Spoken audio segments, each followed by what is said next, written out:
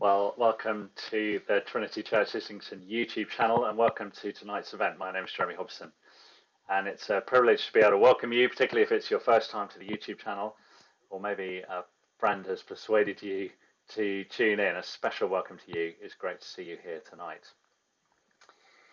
This is how the evening is going to run. Let me talk you through it. In a minute, I'm going to begin by interviewing our guest tonight, Jeremy Marshall.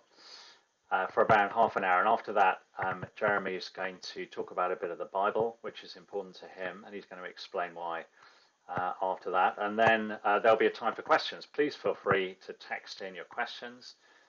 The number is in the comments bar. It'll come up at the bottom of the screen, or you can leave questions on the YouTube comments bar as well. We'll aim to finish at about 9 p.m, but please do keep in touch. We'll give you an email address at the end if you'd like to do that. Well, our guest tonight in the London Live series is Jeremy Marshall. Not since Jeremy Paxman interviewed Jeremy Corbyn has there been such a meeting of Jeremys. Jeremy, thank you so much for joining us tonight. You're the author of a book called Beyond the Big C. Why don't you begin by telling us a little bit about who you are and where you're joining us from? Yeah, great. Thanks so much for having me, Jeremy. So I'm in Sevenoaks in Kent, so not too far south from Islington, wrong side of the river, of course, and also wrong side of the M25, which is where civilization stops. I'm here with Jeanette, my wife. We've got 3 adult children. Our daughter's in Cambridge. She's doing a PhD. We've got our younger son who's in Manchester, and then our older son, he's been here all locked down. But he's had enough of his parents. So he's moving out shortly. Quite understandable. He's working actually for a tech company in Old Street. So watch out, Islington. Yeah, we're ready. We're ready. And you mentioned lockdown. So how's lockdown been for you? Yeah, it's been challenging, Jeremy, because as we'll come on to in a minute, for the last 8 years I've had cancer, and for 5 years I've had incurable cancer. And that means most of the time I have no immune system. So 2 weeks ago, I finished chemotherapy. And that, makes you completely open to all diseases. So for the last 5 years, every time someone's coughed or sneezed, I've been afraid. And every time I wake up in the morning, I think, what's going to happen? You live with the sword of Damocles, if you like, dangling over your head. So what I'd say to everyone watching in a very friendly way is welcome to my world, right? Because what we've all been living through since March is what I've been living through for 5 years, that fear of death. I'm doing my best to kind of work my way through all the different parts of the NHS. So I've had cancer, also had big eye problems. I was blind for a while. And then I thought over the summer I haven't had any heart problems. And then I got, severe heart pains and a fever. I thought it was coronavirus, and it may have been actually, but in the end I decided it was something called pericarditis, which is inflammation of the area around the heart. So I was in hospital on my own, which was quite a strange experience, actually. There was nobody, this was in May, June, there was nobody on the wards at all. And yet you couldn't even go out into the corridors. So that was pretty strange, to be stuck in hospital on my own. Yeah. Well, let's go back a bit. And I think I'm right in saying that a few years back you were the CEO of a bank in the City of London. And what was it like working with rich people all day long? What was the experience? Yeah, it was great. I imagine, knowing Islington, you may have a few clients, dialing in. It's a very old and great family bank called C. Hoare & Co. And actually, I was fortunate enough to be the first non-family chief executive. So it was sort of my dream job, really. It's a wonderful bank, still owned by the Hoare family. It's 350 years old. It's got an amazing building in Fleet Street. So the offices are filled with old masters. There's courtyards, fountains. I imagine probably your vicarage is sort of similar, Jeremy. Very, very similar. Yeah. And I loved it. And before that, I was with Credit Suisse. I worked all over the world also in private banking. And dealing with very, very wealthy people is interesting. I enjoyed it. They come in all shapes and sizes, multimillionaires, billionaires, gazillionaires. One thing I found, though, is that having a lot of money doesn't automatically make you happy. Of course, other things being equal, it's easier to have lots of money than live on a rubbish tip. But I think one of the lies that Hollywood and other people peddle to us is that if you get a lot of money, then you'll be happy, and that's something that people in the city absolutely believe in. I was reading just in the paper today that junior lawyers are now being paid £100,000 a year. So money is a mirage, I would say. And the actor Jim Carrey said, "I wish everyone could have their dreams come true, because that would show them that having their dreams come true doesn't automatically make you happy." And that was my experience with very wealthy people. So in fact, some of the most miserable people I would say I've ever met are very, very wealthy people, because wealth had sort of corroded somehow their family. You often get this sort of clogs to clogs. There's smart people like the Hawes who've been going for like 12, 13 generations. But in lots of families, you get the original founder, and then he makes all the money, and then it's usually a he, right? And then his children are sort of somehow warped by it, and they reject it, and then their children end up blowing it all. So you go, as they say in Yorkshire, clogs to clogs. So having a lot of money does not automatically make you happy. Still an exciting place to be, I guess, and a dynamic place to work. But then, it was kind of a dream job, really. But then one day everything changed for you. Just tell us a little bit about that. Yeah, sure. So about 8 years ago, in the shower one day, I found a tiny, tiny lump on my rib, like a tiny pea. And my wife, thank God, told me, you must get that checked out. Go to the GP, which I did. The GP said, "Oh, it's nothing to worry about. It's just a fatty lump." And then maybe some of you have been through that or had loved ones go through that. You kind of enter a different. It's like being moved from one railway line to another. You're on a railway line, and suddenly you're on a different railway line, which is the sort of cancer line. And I ended up at the Marsden, and they told me this was early 2013. You've got this really rare type of cancer. It's a type of sarcoma, which is cancer of the muscle tissue. But we caught it fairly early. You should be okay. So I went through treatment for about 6 months, and then for about 2.5 years, everything was fine. And then 5 years ago, one day, I was at a friend's house here in Sevenoaks. I went to adjust my collar just here, and as I did that, I felt a massive lump, not like a pea, like a golf ball under my skin, just on the collarbone. And immediately, within a few seconds, my life changed forever, because I knew straight away what it was. I felt sick to the stomach. I said, "I'm sorry, I need to go home. I feel ill." I told my wife on the way home. We went back to the Marsden, and then the day that sort of sticks in my mind, June the 13th, 2015, I was sitting in the waiting room at the Marsden. They said, "Please come through." As we walked down a little corridor, the nurse just said, I'm really sorry. And that was all the warning I had. When I got into the room, there were a lot of people there I didn't know. And they said, "Look, we don't know how we missed this. In fact, a couple of years later, they discovered it was a completely different type of cancer, a type of lung cancer, also pretty rare. But you've got tumors everywhere. And there's not really a great deal we can do." So, of course, the next question you ask, Jeremy, is, "Well, how long do you think I've got?" And they always qualify, "Well, hard to say, but anyway, if you push them," which I did, they said, "Well, probably 18 months.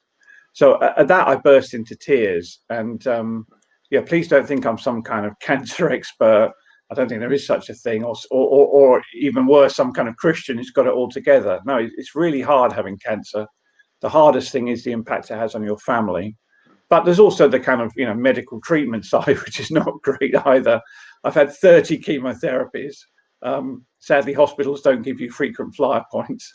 I've also had a dozen operations. As I mentioned, I had big problems with my eyes, so I couldn't see for a while. That was in the middle of chemo. That was probably the worst.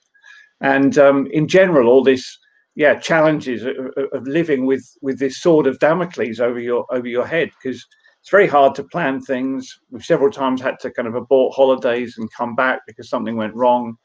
And you just have to live from day to day, really. And in a way, it's worse in coronavirus, right? Because then you've got this sort of threat of an external thing that could come in as well. So I've been shielding, since March, which is fun. Although the one thing I've discovered is that there's a perfect game for social distancing, which is my golf game, because when I'm feeling up to it, I play such bad golf that I'm lost in the trees on one side, and my partner's hundreds of feet away. So it's a perfect game if you've got chemotherapy and you don't feel you can get exposed to anyone.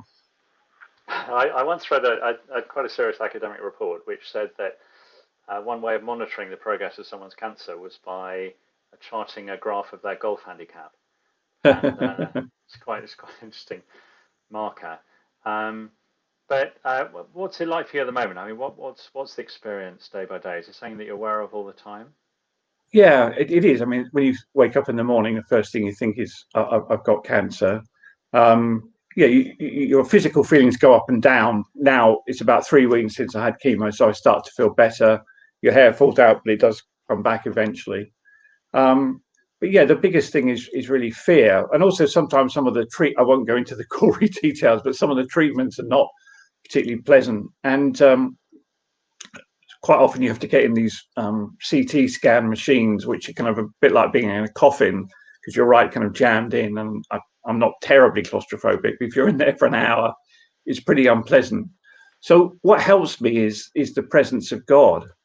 And this isn't some supernatural thing. I'm certainly not. I'm really not a naturally religious person. I'm a banker, right? Don't get less religious than that. The religious people are like the other Jeremy. I'm by nature a kind of person who's motivated by money, right? That's why I'm in banking. But as I lie in these machines or I'm feeling ill at home, I remember the promises of God. Look, I'm with you always, even to the very end of the age, said Jesus. Or I'll never leave you or forsake you.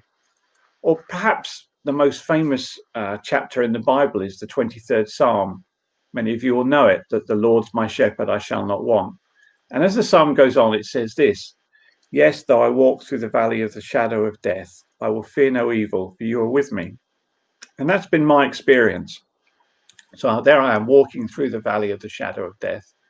And in a way, friends, we're all in that, aren't we? We didn't expect that in March. And suddenly we're confronted with every day, 500, 1,000, 200 people dying.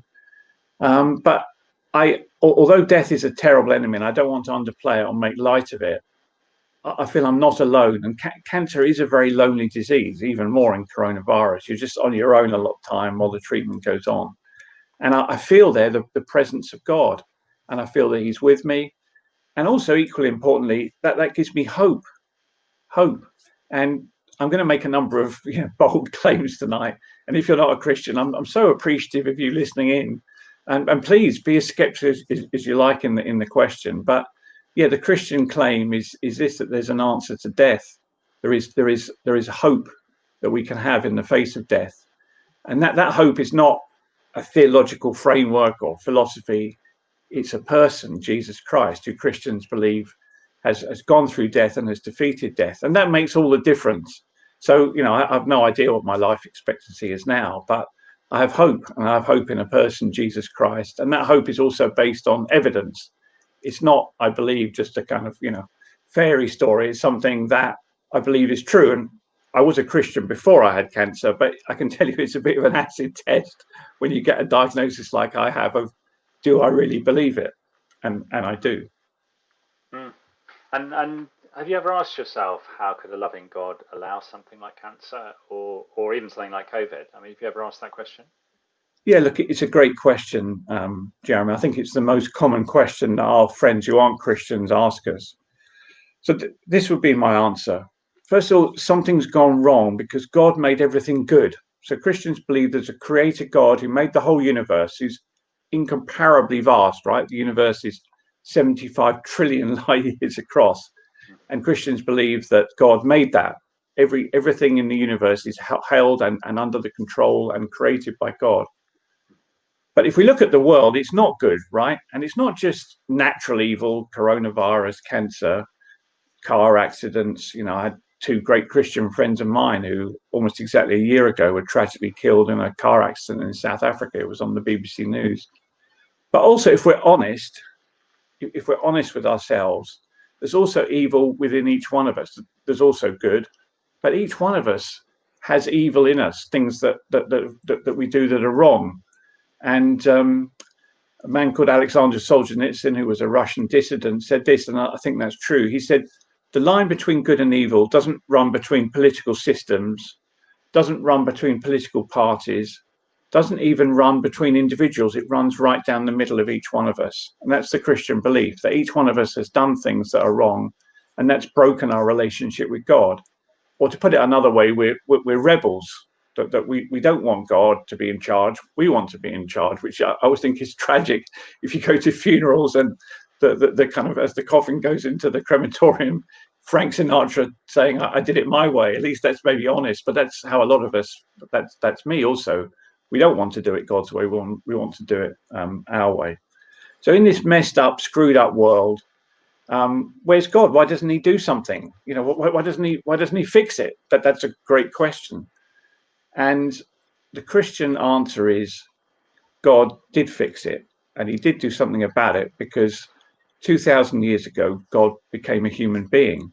That's the Christian claim. I realize that's a big claim. This creator God who made the universe became a tiny, helpless baby in an obscure corner of the Roman Empire. And this baby grew up to be a man, and he went around doing miracles the like of which have never been seen. We're going to look at one of them in a minute. And these witnesses are attested by hundreds of eyewitnesses. This thing wasn't done in a corner. It's not a fairy story. These were things written down by eyewitnesses within a few years of Jesus's life. And what's even more amazing than that claim is that Jesus, Christians believe, experienced fear and suffering. He was in a garden called Gethsemane, and this was the night before he was arrested and then crucified. And he was afraid. And he prayed, Father, take this cup away from me, but let not my will, but your will be done. And the cup that Jesus referred to was the cup of death, and he knew what was coming. And I don't have a choice about cancer. I'm just stuck with it. But Jesus, friends, had a choice. And why did he go through with it then? Well, why? I think two reasons. One, because by dying on the cross, that was the way to open the door for us to come back to God, to make, if you like, to pay the bill for all the things that we've done wrong, all the sin that separates us from God. And secondly, what motivated him to do that? Love for a lost, broken, rebellious humanity that had turned its back from God.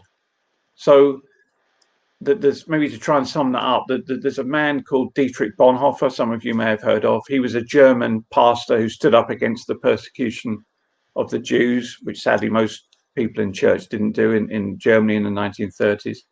And he was sent to a concentration camp, and a couple of weeks before the end of the Second World War, he was executed. But just before that happened, he smuggled out of his prison, his concentration camp, a little piece of paper, and on it he'd written this: only a suffering God can help us. Only a suffering God can help us. So that's the Christian claim, that God does help us and is helping us. And he helps us by dying in our place, by taking on himself all the things that we've done wrong. And what motivated him? Love. That also means that God knows what it's like to suffer, right? Christians don't worship a remote God who just kind of set the universe in motion. No, we worship, we follow a suffering Savior, Jesus Christ. And I mean, that could seem like wishful thinking, couldn't it? I mean, I guess towards the end of your life, it'd be easy to sort of clutch onto straws. You know, people might say that you're sort of drawn towards this because it offers you hope in the face of quite a bleak situation. How would you answer that? Yeah, look, that's also a great question, Jeremy, and very fair. I would submit to people watching that there are two broad worldviews. I realise there are actually more, but we don't have time to go into all of them, but two simple ones. And one is ably demonstrated by our good friend, Professor Richard Dawkins, right, of Oxford, who I'm sure has his devotees in Islington. He certainly does in Sevenoaks. So Richard Dawkins is, I think, intellectually consistent, because he says there is no God and the universe has no meaning. No meaning. He says all the universe has to say to us is it speaks of its blind, pitiless indifference. Everything is meaningless. A well-known atheist on their deathbed said to their family around them, goodbye forever. And that's, if there is nothing else, that's it, right? But even our life is really purposeless, because what's going on? You know, I clearly have very bad DNA. I hope you all have good DNA and live to 100. But ultimately, who cares if your DNA does well or badly? It doesn't make any difference. And death is the end. Now, the Christian claim is radically different, right? It's that there is a creator God who made us for himself, that we will never find happiness until we find him, until we do a U-turn and come back to him. A man called Augustine said, you, God, made us for yourselves, and our hearts are restless until we find rest in you. And that if we then put our trust in Jesus, if we follow him, if we believe his promises are valid, then there is hope, right? Now, I submit to you that the second worldview is a lot more attractive than the first worldview, right? Especially in my position. But friends, sorry to be blunt, what's the death rate watching this YouTube? It's 100%, right? We're all going to die. It's just a question of when. And coronavirus is interesting because we don't like to think about that, do we? We make all kinds of plans for everything that may or may not happen. But the one thing that will happen, we're going to die. That's the one thing we don't want to think about. But the Christian claim that there is an answer to death is only helpful if it's true. It's only helpful if it's true, because if it's not true, Richard Dawkins, it's a God delusion, right? So why do I believe it's true? And this is absolutely, friends, not an academic question. This is a profound question for me. The reason is I believe that if I was there with an iPhone on the morning of Easter Sunday, AD 33, 34, what the 4 eyewitness accounts say happened, that Jesus had been dead for 3 days in a tomb, that the stone was rolled away, and that he came back to life, that really happened. It really happened. And if you doubt this or you're skeptical, again, I'm very grateful that you're listening, then please ask me. But there's a lot of eyewitness evidence that 500 people, for example, saw Jesus at one time. Now you could say 1 or 2 people were maybe smoking magic mushrooms or wish fulfillment or everything, but not 500. And I believe the evidence that Jesus did rise from the dead is overwhelming. And Christianity stands or falls on this. Did Jesus rise from the dead? Because if he didn't, it's a waste of time. It's the biggest con trick in history. But if he did, then there is hope in the face of death. And I think it's not only that there was a historic event 2,000 years ago, but that also means, like me, you can have hope now and you can know Jesus Christ now. Christianity is not a kind of religious system. It's about knowing God and about getting right with God. And that makes all the difference to me, and it can make all the difference to you as well. And it also means not only in the past, not only in the present, but in the future. In the future, because the last verse of the psalm is this, Psalm 23, which I quoted earlier. Surely goodness and mercy will follow me all the days of my life, and I will dwell in the house of the Lord forever. So for me, that means I know where I'm going. I'm going home. That's the Christian invitation, friends. Come home. Come home to the Creator God. And there's a story, some of you will know, right? The prodigal son. The prodigal son discovers he's in a pigsty, and maybe some of us in coronavirus begin to think, is this my life that's all cracked up to be? And he says, this is crazy. I must go back to the Father. I must go home. And he's covered in pig's mark, and he's going home to the Father. And when the Father, who's God in the story, sees him a long way off, he runs to him and throws his arm around him and welcomes him home.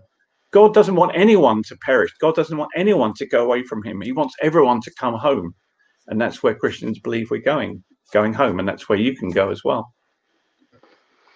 I can imagine someone saying, I'm really, really glad that you found that to be true, but I'm not yet convinced myself. It's these are some massive claims, and I'm not really sure whether to believe them or not. So, if there was someone in that situation, what would you advise them to do? How could they find out for themselves whether these truth claims stack up? Yeah, look, that's a great question. I'm not asking you to take a leap in the dark. I'm asking you to believe something that I believe is based on evidence. What let's say, for example, maybe you don't do that in Islington, but everybody gets Ubers. But in Sevenoaks, we have cars, right? And if you go and buy a car, yeah, you go and test drive it, right? You do a bit of research first. You go to the dealer, you look under the bonnet, you kick the tires, you get in the car and you drive it, right? And you think, is this car reliable? Is it trustworthy? Am I going to buy it? Same thing with the Christian faith. And how do you do that? Look at one of the 4 eyewitness accounts, Matthew, Mark, Luke, and John, and have a chat about it with a Christian friend, and be as skeptical as you like. We have nothing to hide. We're not saying we're better than you. We're not. We're just ordinary people, same as anybody else. We're not religious people, but if you like, we found the eternal equivalent of a vaccine for coronavirus, and we want to share it. But that vaccine, if one comes, can be verified and tested, and the same thing with Christianity. So please be as skeptical as you like. Kick the tires. And I believe, Jeremy, you probably have some things in the church that enable people to do that, right? Yeah, we'll come back to that. But there are some courses where people can have a look at one of those eyewitness accounts, particularly Mark's Gospel, the shortest and the earliest, and have a look for themselves and discuss it and ask difficult questions, all those things. So yeah, we'll say a bit more about that at the end, but thank you. And talking of the eyewitness accounts, I think there was a sort of excerpt from an eyewitness account that you wanted to read. And yeah, just for a few minutes. Yeah, because it's a story that means a lot to me, a true story, I believe. Yeah. Yeah, okay, let's have a look at that. That'd be helpful. So yeah, friends, this is from Luke, who's one of the 4 eyewitnesses. Luke, appropriately enough, was a doctor, and he wasn't a Jew, he was a Gentile. He wasn't a direct eyewitness. He came a few years after and interviewed people like Peter and Mary. And this is just a very short story of what happened. Soon afterwards, Jesus went to a town called Nain, and his disciples and a large crowd went along with him. As he approached the town gate, a dead person was being carried out, the only son of his mother, and she was a widow, and a large crowd from the town was with her. When the Lord saw her, his heart went out to her, and he said, "Don't cry." Then he went up and touched the bier they were carrying him on, and the bearers stood still. He said, "Young man, I say to you, get up." The dead man sat up and began to talk, and Jesus gave him back to his mother. They were all filled with awe and praised God. "A great prophet has appeared among us," they said. "God has come to help his people." This news about Jesus spread throughout Judea and the surrounding country. So just 3 simple points and then a response, which I suggest the story invites. One is Jesus meets this dead body at just the right moment.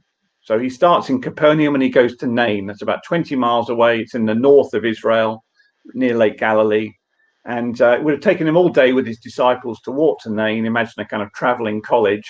And as they're coming to Nain, which is on a hill, at the end of the day, they're climbing up the hill and they see coming out of the gateway is another crowd, and the 2 meet right in the gateway of the town. Now, what's the other procession? It's a funeral, right? And it's a funeral. It's a sad funeral. Funerals are sad, but this is particularly sad because it's the only son of a widow, right? No social security, no Rishi Sunak to bail out the Nain economy. If your only son and you're a widow dies, you're toast, basically. And maybe because of that, there's a large crowd, right? There's a compassion, and maybe you feel that for some of the people in coronavirus. You've got friends or family. But Jesus meets this funeral procession at just the right time. And the end result is he's going to turn the funeral procession around. If you like, death has got this boy, got his prey like a lion with a dead animal. And Jesus says, "Stop, stop." Now, I submit to you that's a bit like you, right? You're watching this and you're going to meet Jesus, right? And that's what Jeremy and I are trying to explain, trying to advocate Jesus as being the answer. And if you want to go to death without him, you have to push past him.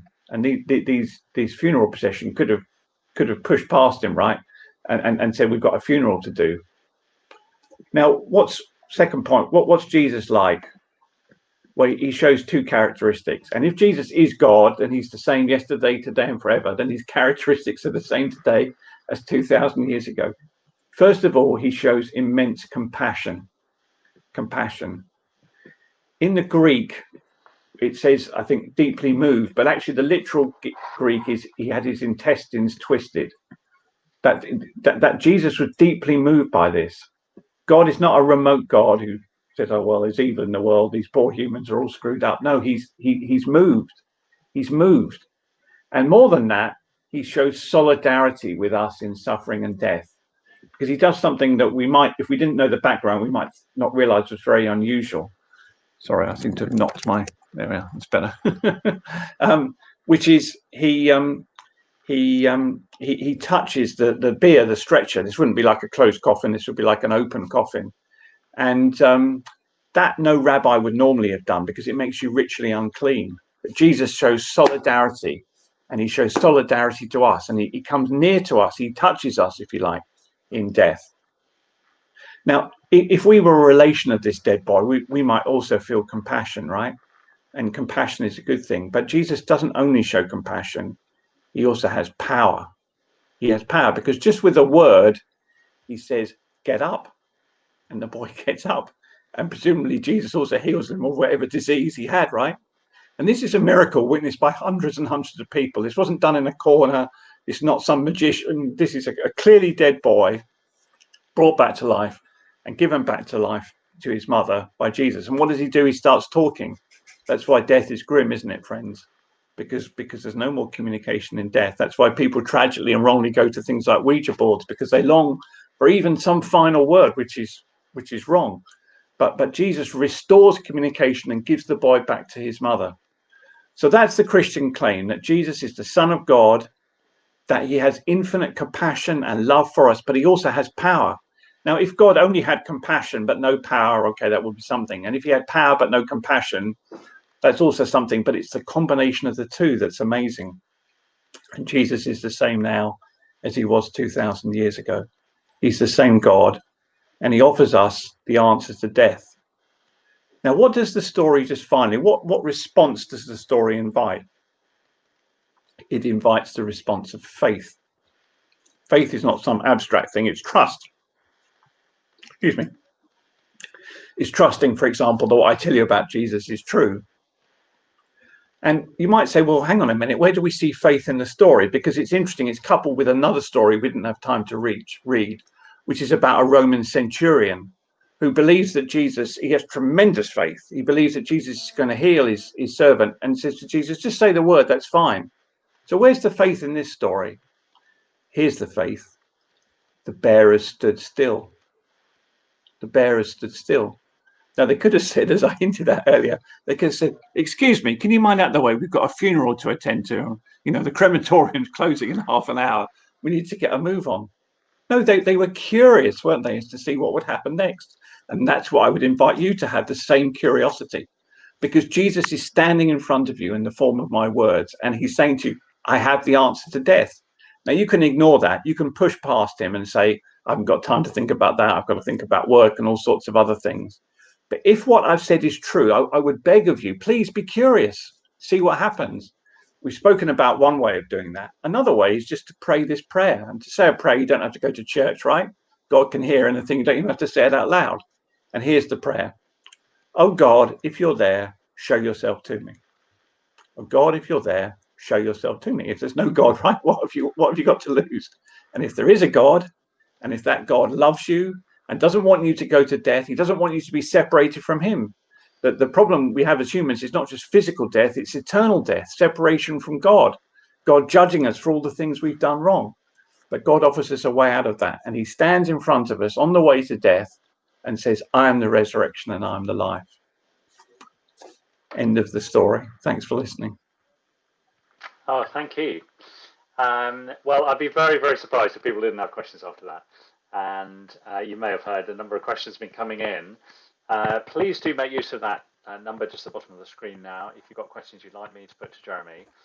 And maybe if you don't want to share them in this sort of public forum, then you can send them on to me privately. We'll give you an email address to do that at the end if you'd like to. But we've got some questions that have come in already. So if it's all right with you, Jeremy, I think we'll just please far away. We'll just press on straight away so we can get a few of them before you. So one person says, you said that only a suffering God can help us. Why would that be? That is a great question. The fact that God suffers is important because without a sacrificial death, there's no way back to God. Now, Voltaire obviously didn't believe that, because Voltaire said, don't worry, God will forgive. That's his business, right? His métier in French. But that's not what the Bible tells us. The Bible tells us there's a fundamental problem because God is just and God is good. And God cannot just turn a blind eye to all the things we've done wrong. That would, in a way, break the moral bounds of the universe. So there's a bill that has to be paid. Justice has to be done. And if you think about it, actually, the desire for justice is a very powerful human thing. Think of all this stuff with Black Lives Matter, right? That which I think is generally a good thing. And we want justice, right? So we all want justice, except for ourselves, right? We all want justice. We want justice done on other people, but we don't want justice done on us. Oh, no, it's not about me. So God offers us a way through his own suffering back to himself. So Christians believe that the cross was a deliberate plan of God. Not, people say if only Mozart had lived longer, he could have composed more symphonies. If only Jesus had lived longer, we could have had more of his teachings. But that's not what Jesus said. Jesus said at the start, actually, I've come to die. And he kept repeating that to his disciples who didn't want to hear it. And they had a problem, by the way, with Jesus' suffering. It didn't fit at all with their worldview, and sometimes it doesn't fit with our view. There's a story about in the same eyewitness account of Luke about how two of Jesus's disciples are going away from Jerusalem, running away for their lives on Easter Sunday, and Jesus meets them. And the thing they have a big problem with is Jesus' suffering. And Jesus explains to them, using the Bible, the Hebrew scriptures, that it was necessary for him to suffer. And as they walk along and listen to him, they realize, yeah, that's the way back to God. So yeah, that's the reason that suffering, that more specifically the death on the cross was necessary, was that's the only way back to God. Thank you very much indeed. Again, do follow that up if you want to. We'll give you an email address to do that. More questions coming in all the time. Do use that number at the bottom, or you can use the comments bar on the side of the YouTube page. Here's a question from someone that came in a couple of minutes ago. What if I don't think I'm evil or have done anything wrong? You're like an awful lot of people in Sevenoaks, right? That's what most of us think. Yeah, I think most people think I'm respectable. I never did anyone any harm. First of all, I very much doubt that, right? Especially Jesus' standard of what perfection is a lot higher than ours. So Jesus said, not only should you not commit adultery, but if you look at someone and you think I'd like to sleep with them, that's the same as having committed adultery. And let's be honest, we've all done that. I certainly have. Unless we realize that we have a problem, then we see no need for a savior. So I mentioned that story about and in a way I would turn the question round and say, actually, unless we realize that we have a problem with the things that we've done wrong, that especially not so much the things we've done wrong with each other, but the things we've done wrong with God. That's our biggest problem. Our biggest problem is not what we've done to one another. It's that we've rebelled against God and we don't give him what we deserve. Jesus said, you must love the Lord your God with all your heart and soul and mind, and love your neighbor as yourself. Do we do that? Absolutely, I don't. Maybe you're all saints in Islington, I doubt it. But just the final point on that is to come back to that story of the prodigal son. There was the younger son who's in the pigsty, and he realizes, I have a problem. I need to go home. I need to get right with the father. That's the start on the Christian journey. But there's another brother, right? If you know the story, the younger brother is in having a party. They killed the fatted calf. And the older brother, who's like a lot of people in Sevenoaks, dare I say Islington, he's offended by this. And he's standing outside and he's angry. He's very angry. And the father comes out and says, what's the matter, my son? And he said, that son of yours, he's wasted all your money with prostitutes. He's come home and had a party, and you've never given me anything. And the father says to him, my son, everything I have is yours, but shouldn't we rejoice and be glad because your brother, who I thought was lost, has come home? And then the story ends, friends. So in the story, the younger brother who realizes I have a problem with the father needs to get back, but the older brother who's self-righteous, right? By which I mean he thinks I'm fine. I don't need God. He's outside. So beware, don't be an older brother. Otherwise you may end up outside while the prostitute, drug collector, mass murderer is inside. I realize that may offend some people, but that's what Jesus taught. Okay, thank you. Questions are coming in all the time. So let me put a few to you quite briefly. One about your own journey, really, to faith. Why were you convinced that you needed God and that you needed to be saved? Yeah, I became a Christian like a lot of people in a kind of process, right?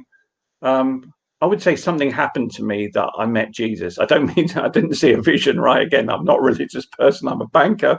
Bankers don't have visions. But one day, I can only compare it to like a jigsaw clicking into place or a door opening.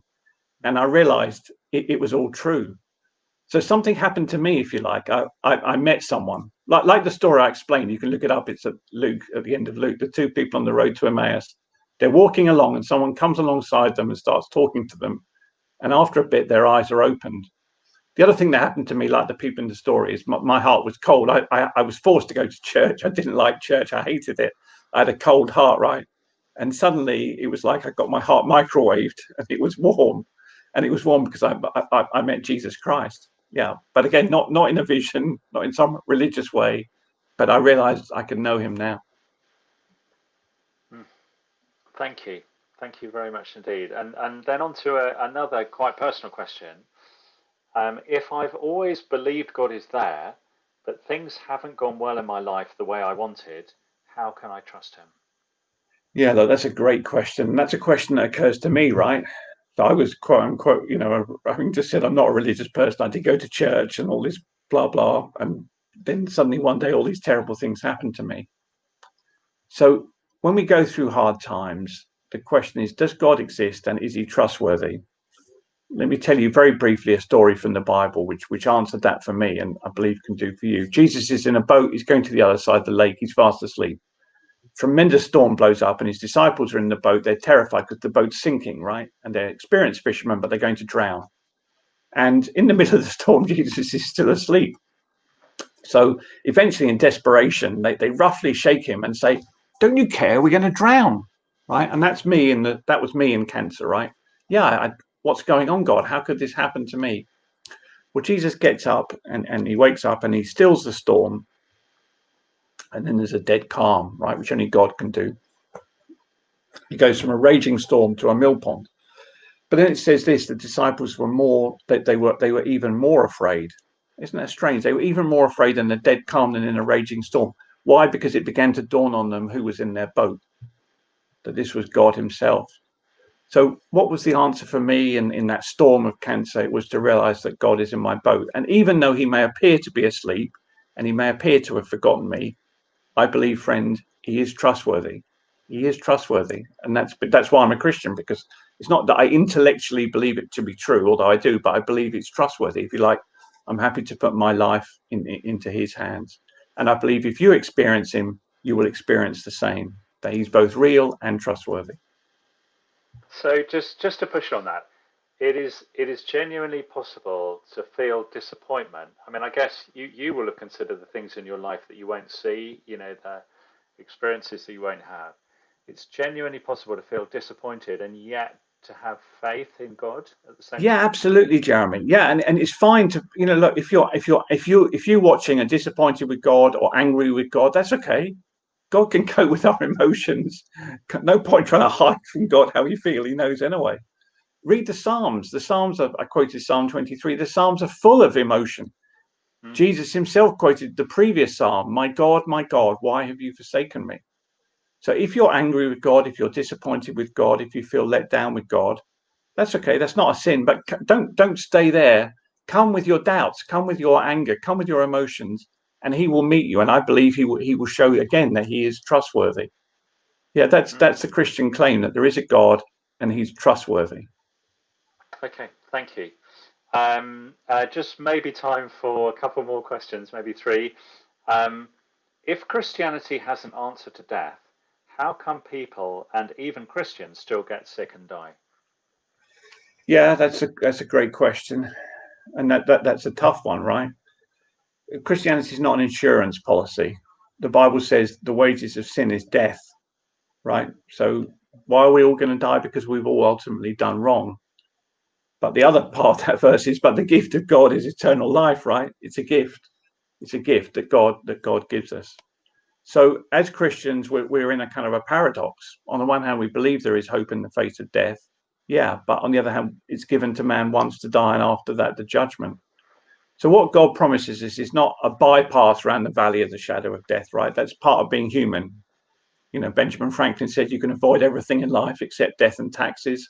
Having worked in private banking, I can tell you that's not altogether true. But you can't avoid death, right? So each one of us has to go through the valley of the shadow of death. There is no bypass. But what God promises us and what he offers you is his presence, in the valley of the shadow of death. Thank you. Um, well, there are another couple of questions on that. So let me ask you this question first. How does your hope enable you to face death in a way that is different to people who die without faith? Yeah, look, first of all, again, please don't think I'm some kind of perfect person. I am afraid of dying.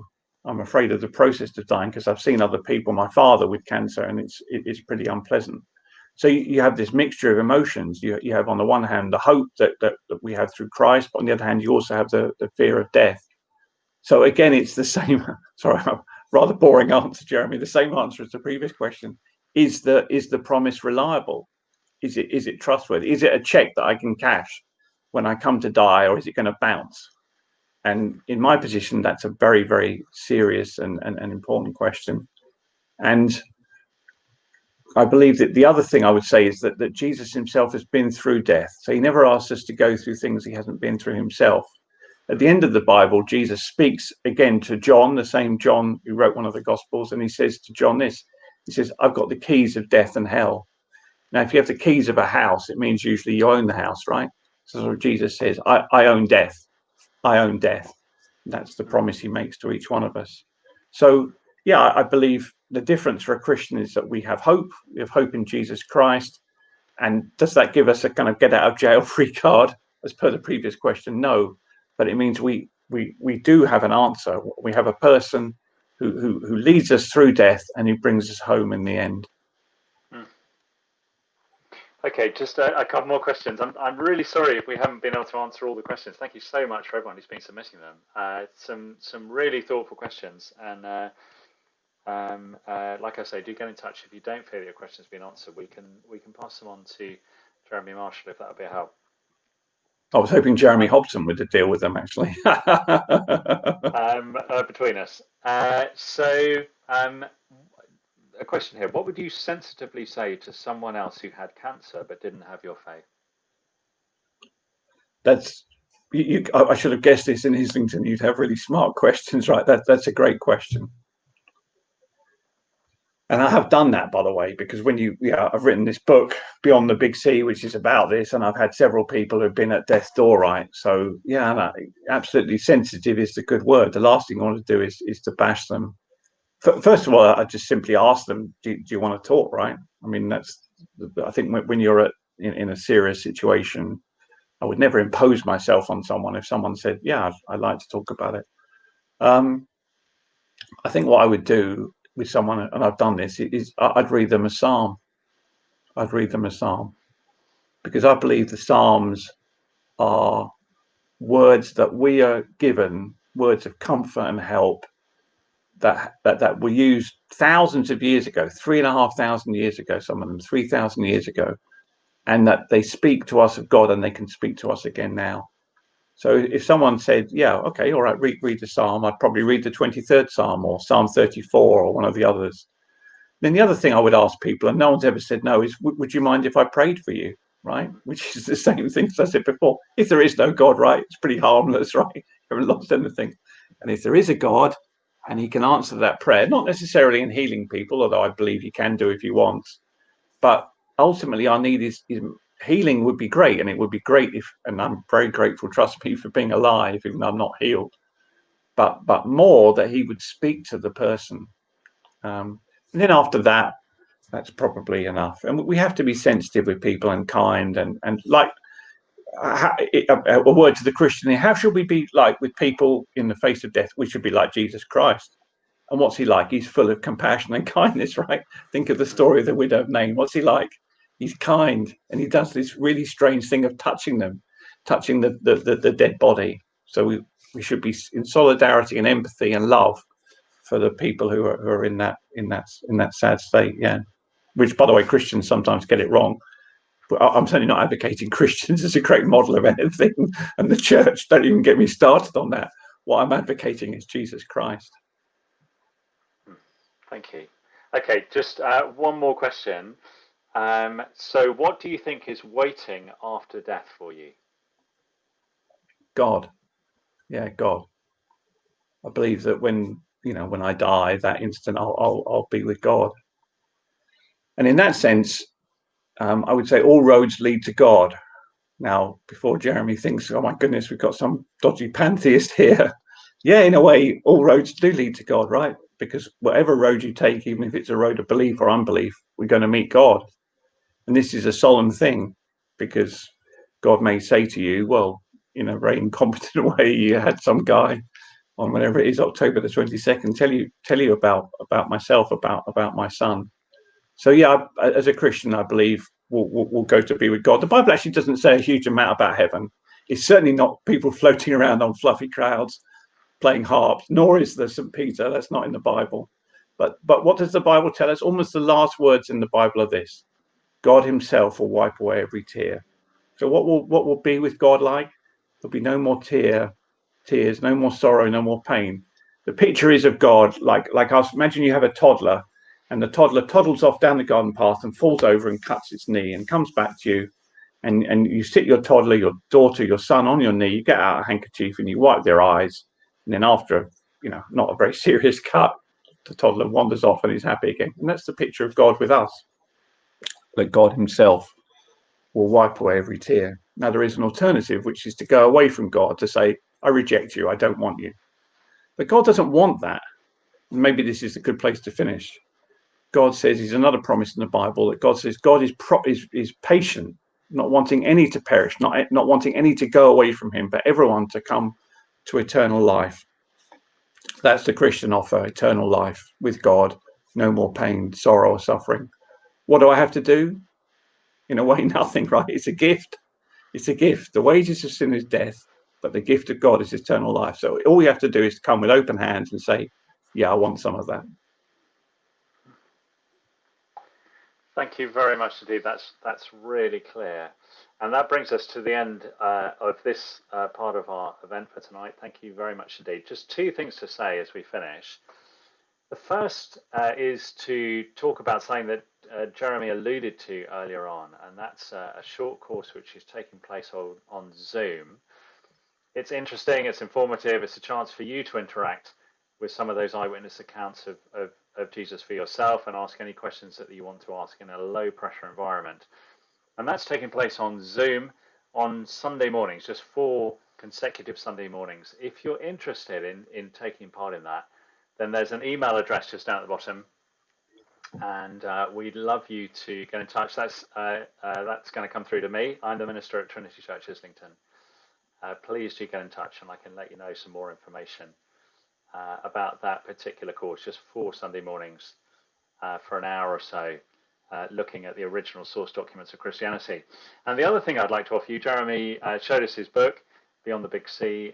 I've read it. It's a fascinating read, and it's short, and it's full of some of the ideas that Jeremy's explained to us tonight, and some other ideas besides. So if you'd like a copy of that book, once again, get in touch on that email address, jeremy@trinityislington.org, and we can put one in the post for you. And if you've got any other questions, please do get in touch. Once again, you can either use the phone number that we put up earlier on, or you can use that email address. And if you've got some questions for Jeremy Marshall, I can pass them on if that's what you'd like. Good. Well, I'd like to express my gratitude to Jeremy for spending time with us tonight. Thank you very much indeed for making time in your diary to share your story. We really appreciate it. And that's the end of the event tonight. Please do have a look at the other videos on the YouTube video channel if you'd like to. But thanks very much indeed for joining in, and I'd like to wish you a very good night. Thank you.